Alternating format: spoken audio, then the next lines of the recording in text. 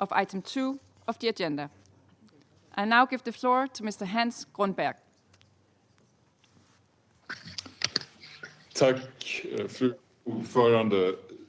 Madam President, may I begin by wishing all Yemenis and Muslims around the world Ramadan Kareem as they start this period of reflection and coming together for the holy month. While Muslims around the world are celebrating the holy month of Ramadan, unfortunately, this celebration will not be complete for the families of many of our colleagues in arbitrary detention by Ansar. The absence of their family members will be deeply felt during a month that should be one of gathering and connection with their loved ones. Some will even be grieving, as the family of our World Food Programme colleague Ahmed. Some colleagues' parents have also passed away while they have been in detention without knowing the fate of their children. I once again call for the immediate and unconditional release of the detainees, and I'm grateful for this Council's continued support on this issue.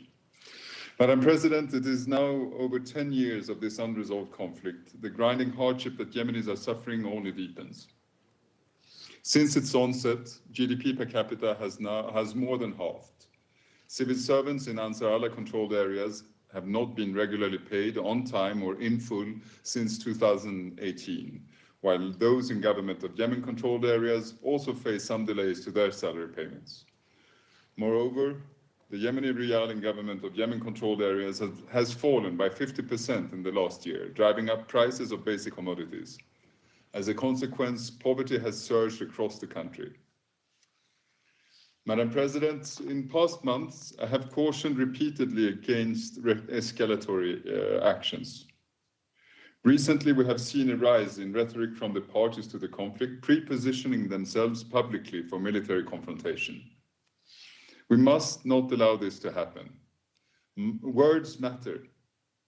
Intent matters. Signals matter. Mixed messaging and escalatory discourse can have real consequences, deepening mistrust and fueling tensions at a time when de-escalation is crucial. While a resumption of large-scale ground operations in Yemen has not occurred since the UN-mediated truce of April 2022, military activity continues. I remain concerned by recent reports of shelling, drone attacks, infiltration attempts, and mobilization campaigns, more recently witnessed in Marib, as well as in other areas, such as Jawf, Shabwa and Ta'iz. I therefore also reiterate my calls on the parties to refrain from military posturing and retaliatory measures that could risk plunging Yemen back into widespread conflict, where civilians will again pay the price. Madam President, as you know by now, my team and I remain undeterred by the challenges we're faced with. We continue relentlessly our frank and important engagement with both Yemeni and international stakeholders, actively gathering perspectives and insights on the path forward amidst enormous challenges. Last week, I engaged with Government of Yemen senior officials and regional actors, urging concerted support to a Yemeni-led inclusive peace process. I maintain that to settle the conflict in Yemen, you will need to address a set of 3 particular challenges. The parties will have to agree on a nationwide ceasefire and a mechanism on how to implement it.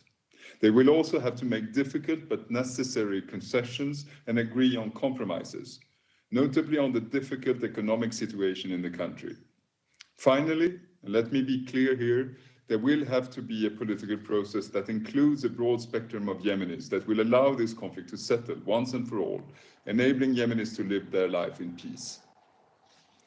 While this is possible to achieve, the environment for this to happen must be conducive. During the last month, we have seen the continued cessation of attacks by Ansar Allah on vessels in the Red Sea and targets in Israel. This is positive, but as this Council knows all too well, enabling environments for peace can be fragile and fleeting. Positive developments must be put on a more permanent footing, and the international community must not waste any opportunity to make progress, and we must be agile in our approach in supporting Yemeni-led efforts.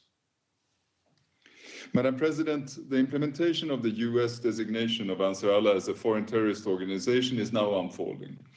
While the full ramifications of this measure are yet to be determined, I reiterate the importance of protecting our efforts to advance a peaceful settlement in Yemen. In order to reach a just and inclusive peace in Yemen, it is essential that the mediation space for Yemenis, under the auspices of the United Nations, is preserved.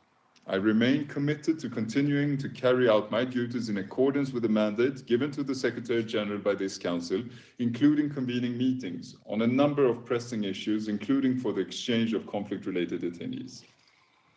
I see and I hear the deep frustration of Yemeni people who continue to bear the heavy burden of a decade of war, and I remain grounded in my conviction that principled and impartial resolution of conflict is the only way forward.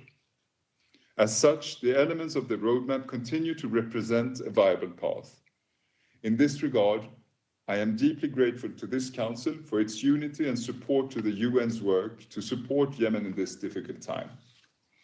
Madam President, in 2 days, we will celebrate International Women's Day. This month and every month, we observe the disproportionate impact of the conflict of women in Yemen, and we work towards enabling their full, equal, and meaningful participation in the peace process. Recently, a delegation of extraordinary women and representatives from women-led organizations across Yemen met with my office. They shared their powerful stories, perspectives, and unwavering advocacy for their rights.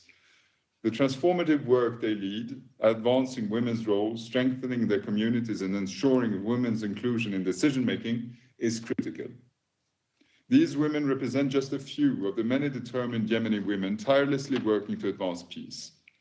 Their efforts reinforce our commitment to continue working with and supporting local women peace builders and human rights defenders. I am therefore also looking forward to listening to the statement from Nesma Ali Mansour from the Peace Track Initiative, who will be bringing to our attention the intersection between the climate crisis, conflict, and the deterioration of human rights in Yemen. Madam President, in conclusion, let me be clear. Yemen's current trajectory is deeply concerning. We are at a point in time where the fear of a return to full conflict is palpable. No matter how the next weeks or months evolve, my office remains determined to convene the parties at any opportunity to bring an end to this decade-long conflict. We owe it to the millions of Yemenis not to waver or falter in our determination on this. Thank you very much.